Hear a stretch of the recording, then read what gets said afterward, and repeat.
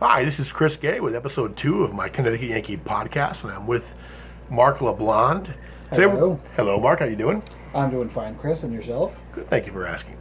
Today we're going to discuss Sherlock Holmes. Marc and I share a mutual like of the Sherlock Holmes stories, and this is something I've wanted to do for a while. And I've actually written my own Sherlock Holmes book, Sherlock Holmes and the Final Reveal. Thank you very much. And so, Sherlock Holmes, so many movies, Marc, so many adaptations. What first drew you to these stories? Well, I thought they were clever. Mm-hmm. I think I first read them as a kid, and I think the first Sherlock Holmes story I ever read was The Hound of the Baskervilles.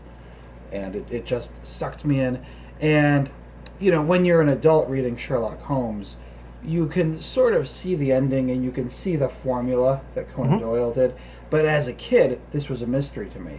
And, you know, Sherlock Holmes has superpowers. And how does he know, how does he know that Moriarty's going to do the thing? And how does he know the ending of the story before it actually comes up? You know, and then even he explains it to everybody, and they think he's a genius.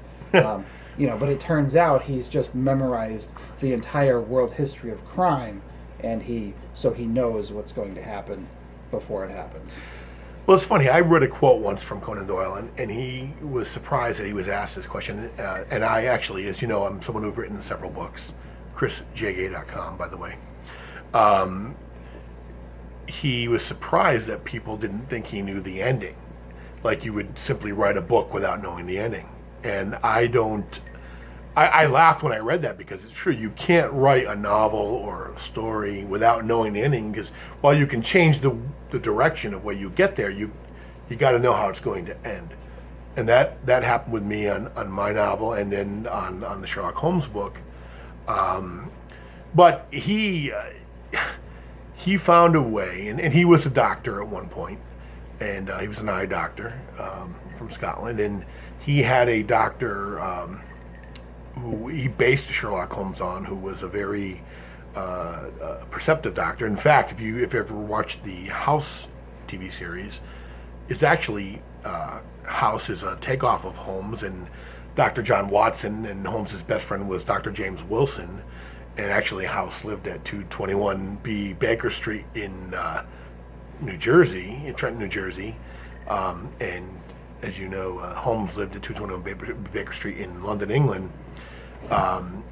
He used what he was very impressed by his teacher, and eventually he was able to Was this Dr. Bell? Dr. Bell. And in fact, the Elementary series on CBS uses a character named Bell, and that was an homage to the Dr. Bell that he went through, and that he had known, and he would write these stories. Now, a lot of people now, you're talking about 19th century literature.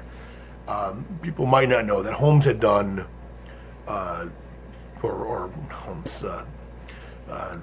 Doyle had done 56 short stories and 4 novels. So he did 60 stories. Now, it's funny in an interesting way that you had said that you were introduced to this by The Hound of the Baskervilles, and The Hound of the Baskervilles was actually a book written essentially that almost didn't contain Holmes. Doyle had gotten so successful with Holmes, but he really, like you hear like James Bond actors saying they don't want to be typecast. He was a writer of other things, and he ended up killing off Holmes. And he ended up, at the time that Holmes had been killed off, he ended up writing this, and he didn't know what to do, so he decided to wrap Holmes into the story. And it's really a Watson type story if you ever read it. And of course, what ended up bringing Holmes back years later was money, which is to this day what happens with these sort of things.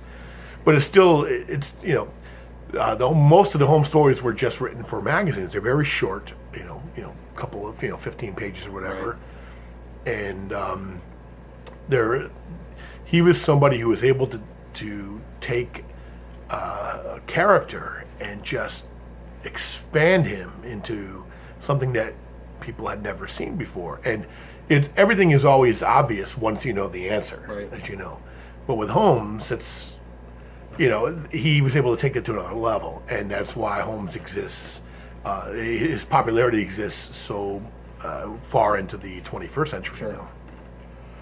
So, you had read that book. What other things drew you to the character, or to the author, or whatever you'd like to expand on? Well, I was always drawn to. I really loved anything futuristic. Mhm. I was also a Jules Verne fan as a kid. Sure. And then later, I would grow to really enjoy Michael Crichton stories. But there's kind of an element of science fiction to it, and so Holmes was the first forensic scientist, if you will, and he's using these methods that they're using on CSI. He's measuring the tracks of the carriage and the fellow's footprints, and he's figuring from his gait that he's 6'2", and all of these things. Whereas Jules Verne, was describing submarine technology before it existed, and Michael Crichton, of course, obviously much later, but in the 1970s, is describing things before their time from a science fiction, but from a technology perspective. So that was certainly one element of it that drew me to Holmes and Conan Doyle. So would you say that would be fair to say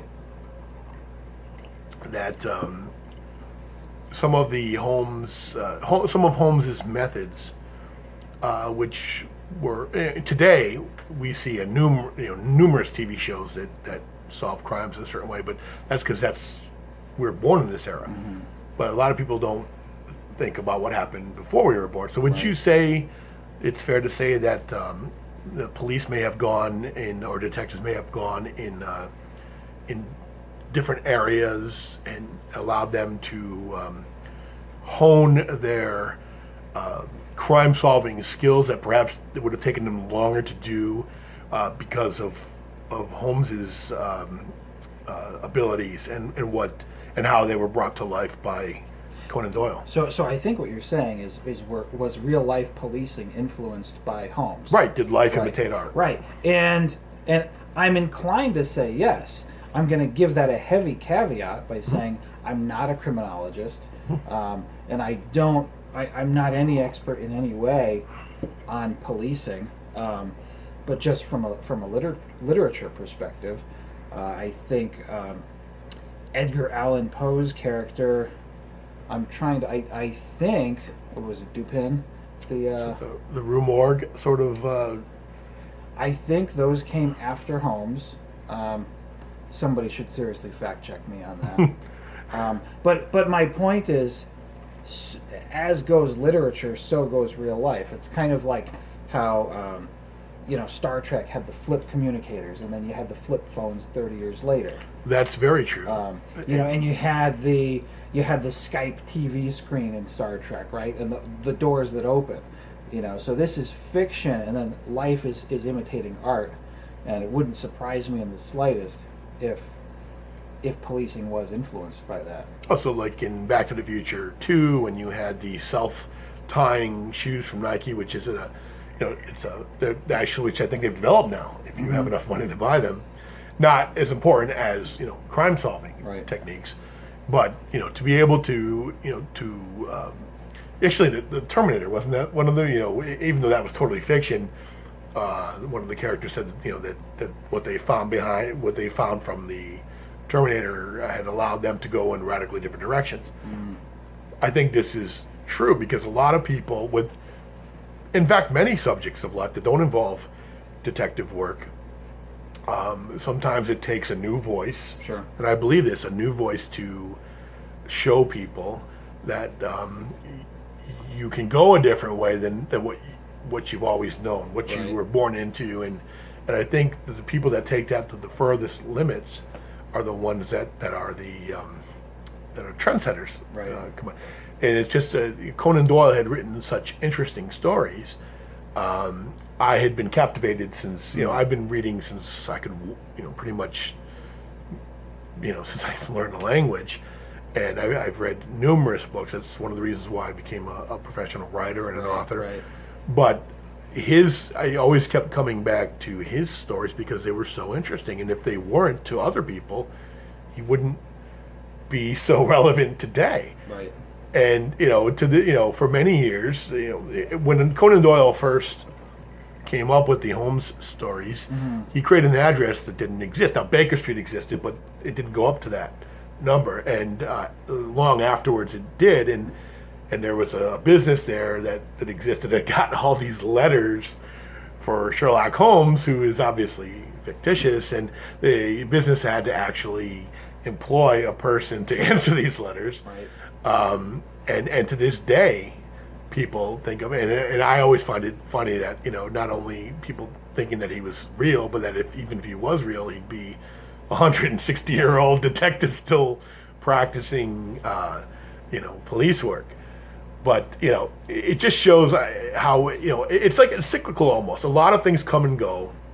I think you could say, like, with the Dickensian story, like A Christmas Carol, you've had cycles where that's come. You have every couple of decades you have another version of that, whether it's the Alistair Sim classic or the George C. Scott classic.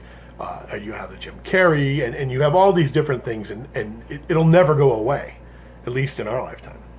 No, certainly not. And I think it's funny, you could say it's ironic, that Conan Doyle, he truly had a loathing for the character, and he grew to despise him. And of course, this is his great work of posterity. And it was his moneymaker. And when he killed off Holmes in his last bow, he meant it. Yeah, he had no intention of ever going back. Yeah, so when Holmes goes over the falls, and Watson looks on in despair, and knows that his friend is dead, Conan Doyle meant it. He had no intention of bringing him back, because in a way he thought that Holmes was beneath him as a writer, and it's funny that Holmes enabled him to live the life that he did. He was very affluent, at least later in his life. He was much more affluent as a writer than he was as a doctor, Conan Doyle. And then I don't know if Holmes will ever cease to be famous. I know it won't happen while we're on this mortal coil, as Shakespeare once said. I just think it's funny, is like we had discussed earlier, how some actors feel that way where they're typecast, but he had written books that he thought were more intellectual or what have you, but people just wanted Holmes. Like today with TV shows, they want what they want, and he, and a lot of people know Professor Moriarty, who's probably now, and I'm not gonna speak for you, but probably one of the most, if not easily in the top 5 of villainous characters in literature. Right. What a lot of people don't know is that he never appeared until the volume that he was killed off in with Holmes, and it was, if you ever read this, and anyone out there who wants to read the Sherlock Holmes stories, Moriarty didn't exist, and when you read it, you could see that Conan Doyle was cramming a lot of. He wanted to kill off Holmes, but you can't really kill off even at that time, it was probably legendary or on its way to being. You can't just kill him off with something, tripped into he tripped and fell and whatever. Right. So he created a timeless villain, but in that short story, he shoved everything in there so that he gave a lot of exposition to Dr. Watson about how he was a Napoleon of crime, and how that he would be more than happy to give up his life if he could just bring Moriarty to justice. Right. And then they fell off the Reichenbach Falls rather, and that was it.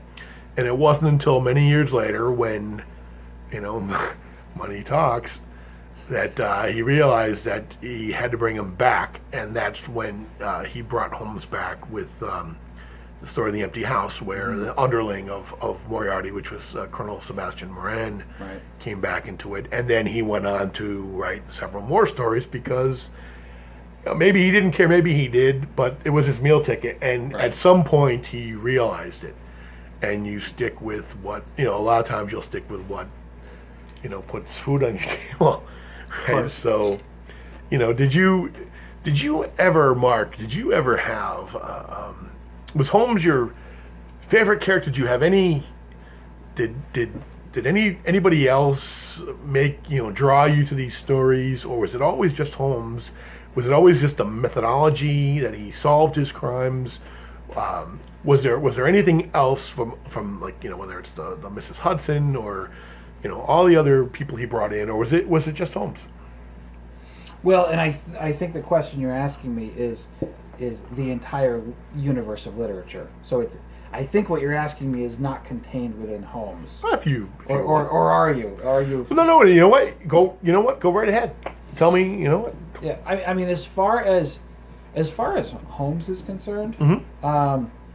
I actually found Dr. Watson to be quite compelling, and it's interesting because, in the Basil Rathbone Nigel Bruce series, which I love, Mm-hmm. I think it's amazing and fantastic.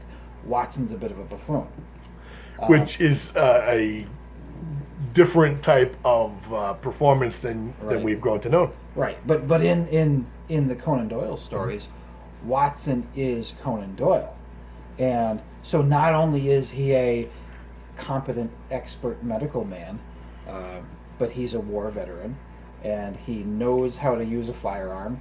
He knows how to box, and so he's a bit of, he struggles to keep up with Holmes intellectually, but he holds his own to a certain extent, as mere mortals do. But he's a bit like Holmes's bodyguard, in a sense. He's always the one who's got the pistol. He's always, when danger lurks, Watson's around. And so I found Watson compelling. And of course, Holmes is the central character. But that was interesting for me as well. You bring up an excellent point, because even the whether you're talking about television or movies or literature, very often the central character, the central hero, if you will, has to have a sidekick. Is probably lessening his importance, because I'm not sure that Holmes could have functioned well, like in contemporary times. Like if you watch The Big Bang Theory, I don't know that you would have Leonard or Sheldon, rather, being able to his own show without Leonard. But it's just, like you said, I personally also, now Benedict Cumberbatch Right. is a fantastic Sherlock Holmes, and I think he'd make a fantastic Bond villain, but that's Sure. a story for another podcast. But I think that I don't know that Holmes, there was a point where Holmes had a line, and he had said in his, or through Doyle, he was always on the side of righteousness Right. and good. But there was a point where he had said to a criminal that if he had killed Watson, then Holmes would have killed him. And he would have had no compunction, Right. because that's how much Watson had meant to him. Right. And I think that was telling what their relationship was. That there was, would he have been intellectual or incredibly intelligent without Watson? Sure. But would he have been as effective without Watson? Sure. I don't know, because like you were saying, I mean, Watson kind of kept him going. He was the Right. guy he could rely on. He Right. his crutch. Right. Well, and I think the answer is no. Holmes would not have been as effective without Watson, because Watson has complementary attributes to Holmes, and Holmes is a savant. Let's face it. He's addicted to morphine. That's true. He's he's truly a savant in every sense of the word. I mean, he's an absolute lights out genius. You know, with a photographic memory, and he's memorized entire fields of research. And you've got Watson, the medical man, who actually has a greater degree of human empathy than Holmes does. And but just to touch on, you had mentioned Benedict Cumberbatch and the BBC incarnation of the Holmes stories, Right. which I absolutely love. I think they're fantastic. And my favorite thing about them is although they're set in modern times, you know, they make no pretenses. You know, it's not a period piece. This is a modern show. It's in the 2000s, and we have 2000s technology. But it's very clever how they've gone back and they pay homage to the original series. Like, I think it's the very opening episode where Watson and Holmes meet each other. They become flatmates, and Watson has a cell phone that's been given to him by his sister, which was his brother. In the Conan Doyle version was his brother, but in the BBC version it's his sister. And in the original it wasn't an iPhone, it was a watch. And then Holmes says to him, well, the person who gave that to you, he says, your brother, even though it was actually his sister, he says, your brother's an alcoholic, and I can tell because of the nicks on the phone. Right. Because he's mixed. Right. It's been in his pocket with his keys and his change, and those marks would only be there on a drunk's phone. You know, you'll always find them on the phone of a drunk and never on the phone of a sober man. And it's nearly word for word from Conan Doyle's story about the pocket watch. You know, and then Watson says, "Oh, Holmes, how did you possibly deduce that I had a brother and this was a gift from him?" and so on and so forth. But it's little clever tidbits like that really make me love the series. It's funny that no matter, there have been changes. Watson has become like in what you said in the current incarnation. It's in contemporary times. In the CBS Elementary series, it's contemporary times. In the CBS Elementary series, it's also Watson has become a woman, and Moriarty has become a woman. They have done different people or different entities have recreated this story, but they still have to go back. And the funny thing was, and I had done this in researching my book, which again, Sherlock Holmes and the Final Reveal. I had to, research this to make sure that my unique idea for this hadn't been done, and it wasn't. But whatever you do, whatever they do, they have to come back to the roots of the story. Right. Because if you start, you can change things up, and that's great. Change is good, but if you can't mess with the source material too much, because that's what endeared people to the character. Right. And to have Sherlock Holmes, and everyone has their own favorites. Some people like Robert Downey Jr. and some people like you and I with Basil Rathbone. And I think they as much as I love Basil Rathbone, I thought they did a service by making Watson a buffoon. But it's still, and then some people swear by Jeremy Brett. Sure. Which I hadn't seen, to be honest, as much as I've seen other ones. But even if you don't like a particular incarnation, sooner or later another one's going to come around. Right. This story is timeless, and it also kind of blurs the realm of fiction and reality. There are people, when Conan Doyle was writing this story, these stories rather originally, this was during the time when the real Jack the Ripper was committing his crimes, and there were people who were wondering why Sherlock Holmes wasn't helping, Scotland Yard solve the crimes. And of course, you can't solve crimes if you're fictional. Right. But I mean, this is a guy who, again, you and I, we've got 30 seconds to 50 years left on this. Again, moral coil, and then who knows if Holmes will ever be forgotten. But I don't think in our lifetime it'll ever happen that way. And every once in a while, you're going to get a character. You're going to get, there's literature or now in television or movies that's going to Dracula, Bram Stoker, right? Sure. how many incarnations of Dracula or Frankenstein or Mary Shelley. Right.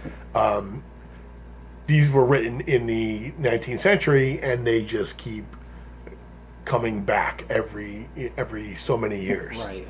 And Holmes is just somebody that we just. And the funny thing was, Conan Doyle, and I can tell you this from research and reading, as much as I loved him, he was a very lazy writer.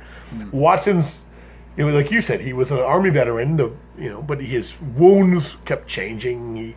He used, he didn't really pay too great detail to specifics. So, while he created a legendary, timeless character, he wasn't the world's most, focused writer with this. At some point you could almost see he was churning out these stories because, and who knows? I wouldn't do it as a writer, but if someone's offering you tons of money, to put these things out, you've got a deadline. Are you going to go back and read everything to make sure that this guy is right-handed, this guy is this, or this middle name is that? Right. And but he ended up writing, and the one of the interesting things about Conan Doyle was, toward the end of his life, he really got involved in mysticism, and he believed a lot of stuff that a lot of people would think isn't, like, how could a man who created such a logical character believe in this stuff? And he did, and it was interesting, and I don't know. I mean, tell me what you. Well. So I think at the risk of making this video too long for our viewers, I think it would be interesting to come back to the mysticism thing. Sure. But I just want to touch on one thing, if I could. Sure. You really struck a chord when you were talking earlier about Conan Doyle as a lazy writer, and I forget the exact train of thought, but it got me thinking about what it was that drew me to Holmes in the first place, and you had asked me in the very beginning of the video, and it made me because Conan Doyle's writing to formula, right? So that made me think of another writer that I was drawn to, and that was Robert Ludlum. Oh, the Bourne series. Right. So Robert Ludlum wrote, obviously, Jason Bourne, but then, he wrote probably 30 plus books in his lifetime, and every other book that he wrote, the protagonist was Jason Bourne light, right? So it's to formula, like Conan Doyle. However, the main character is, he's got a PhD, and he speaks 7 languages, and he will completely tear you apart in fisticuffs, and he's an expert car driver, and he's an expert at firearms, and he can do espionage, and he's an absolute magic man with women, and so on and so forth, right? So basically, you're James Bond type character, and so like Holmes, he's a bit of a savant. And then I thought about other characters that I really loved. Jack London, right?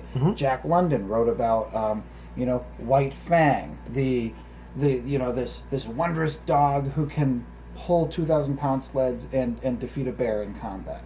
And he wrote the Sea Wolf about Jack Larson, this human who could leap 20 feet and break a man in half, right?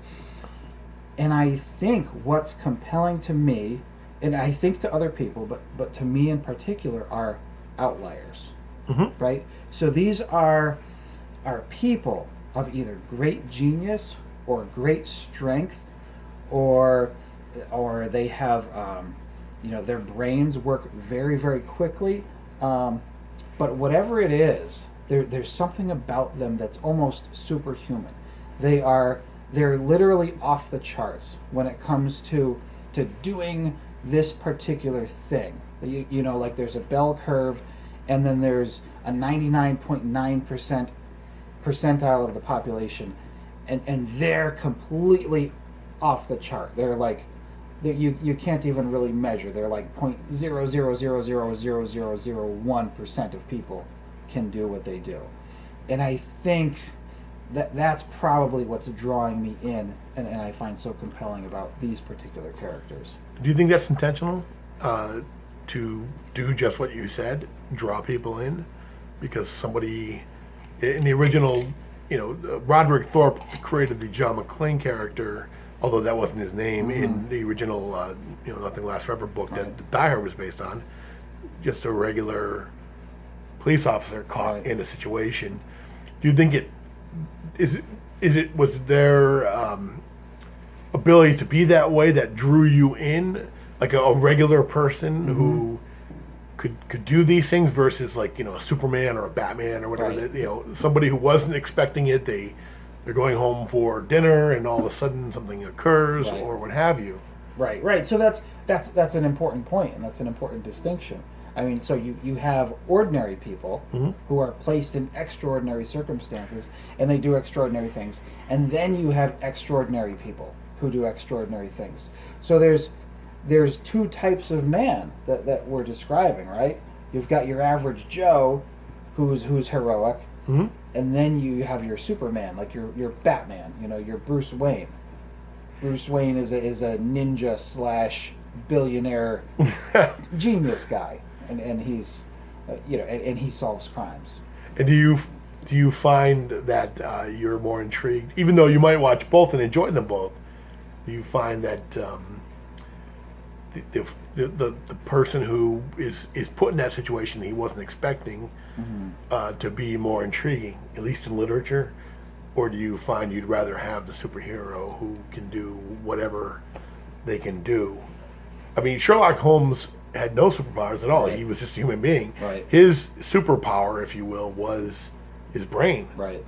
And he used Watson, like you said, as somebody who, Watson took care of the security and the other stuff. And even if Holmes had tipped him off that we need you to be, I need you to be here with this or your revolver or all this other stuff. Right.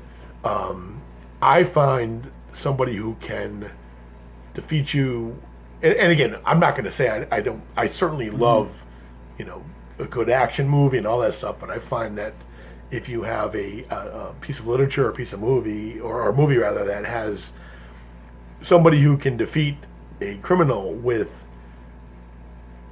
just their mind, I find that's what drew me to Holmes when I was younger.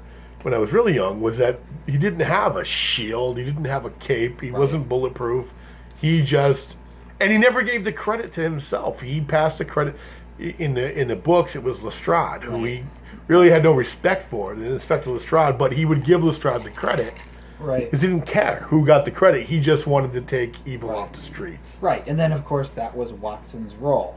Since Holmes was not a self-glorifying individual, Watson's purpose was to document and to glorify Holmes as